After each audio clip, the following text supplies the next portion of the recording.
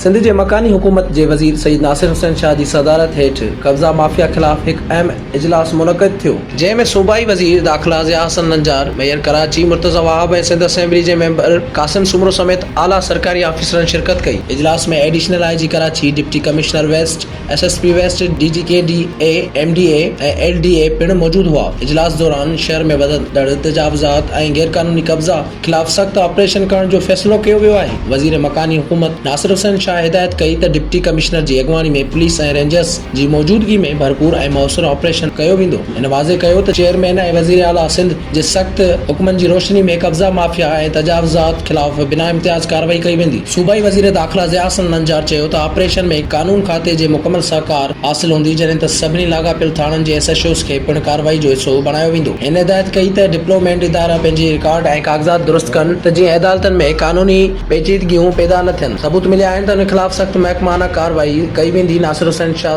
ख़बरदार कयो त अॼु खां पोइ रेवेन्यू, एंटी एनक्रोचमेंट, पुलिस या कंहिं बि डेवलपमेंट अथॉरिटी जे इलाइक़े में कब्ज़े जी शिकायत मिलण ते लाॻापियल ऑफिसरनि ख़िलाफ़ FIR दाख़िल करे खेनि गिरफ़्तार कयो वेंदो। हिन चयो त ज़ीरो टॉलरेंस पॉलिसी तहत कार्रवाई थींदी, भली को केतिरो बि बाअसर छो न हुजे।